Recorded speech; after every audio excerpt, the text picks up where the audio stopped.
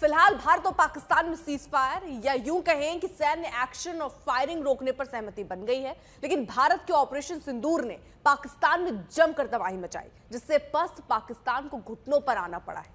आज सैन्य बल के अधिकारियों ने न सिर्फ इसकी विस्तार से जानकारी दी, बल्कि सिलसिलेवार सबूत भी पेश किए। हम आपको एक एक करके वो सारी जानकारी सुनाएंगे और सबसे पहले आपको बताएंगे कि भारत के ऑपरेशन सिंदूर में पाकिस्तान के कितने आतंकी ठिकानों और आतंकियों का सफाया हुआ है।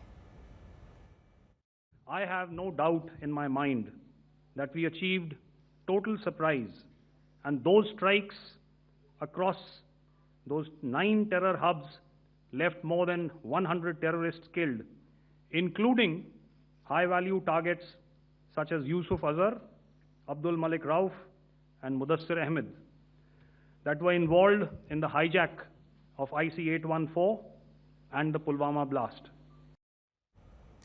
भारत के ऑपरेशन सिंदूर में न सिर्फ आतंकियों का सफाया हुआ, बल्कि पाकिस्तान के कई जवानों की भी मौत हुई। पाकिस्तान ने एलओसी और अंतर्राष्ट्रीय बॉर्डर पर सीज फायर तोड़ा, तो भारत ने भी करारा जवाब दिया।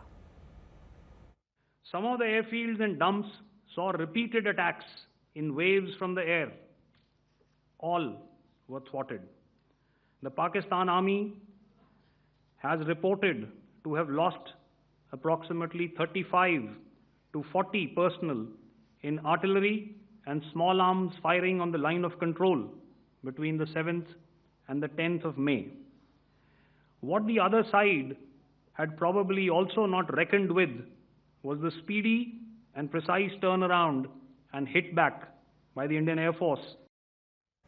भारत के सैन्य अधिकारियों ने साफ कर दिया कि अगर पाकिस्तान आगे कोई हिमाकत करता है तो भारत क्या करेगा, ये पाकिस्तान भी अच्छे से जानता है।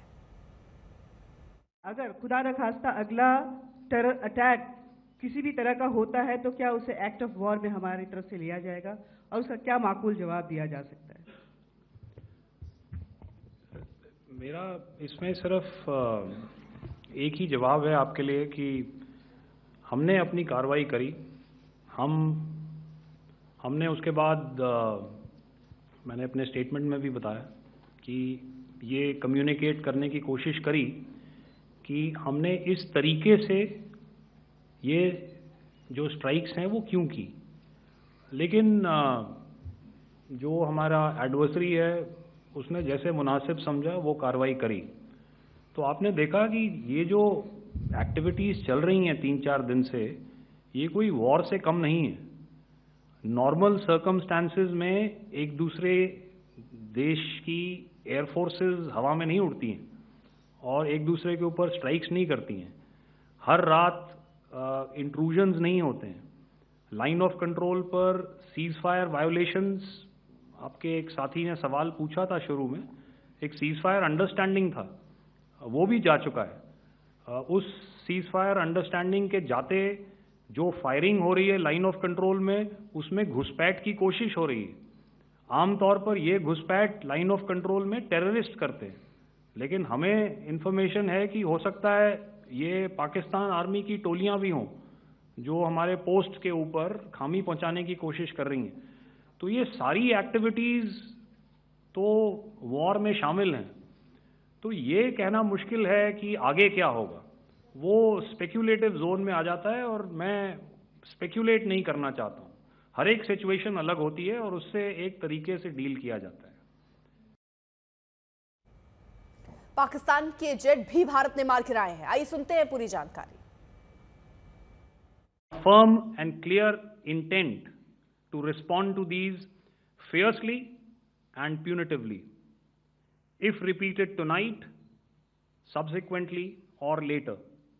In this regard, I must inform all of you that the Chief of Army Staff has earlier today conducted a security review and has granted full authority to our Army commanders for counter actions in the kinetic domain in case of any violation by Pakistan. Pakistan की तरफ से cease fire की पेशकश को लेकर DGMO Rajiv Ghai ने क्या कहा, यह सुनना जरूरी है। My communication with the Pak DGMO was conducted at 15:35 hours yesterday and resulted in cessation of cross-border firing and air intrusions by either side with effect from 1700 hours 10th of May, after he proposed that we cease hostilities. We also decided to further speak on the 12th of May, that's tomorrow, at 1200 hours, to discuss the modalities that would enable the longevity of this understanding.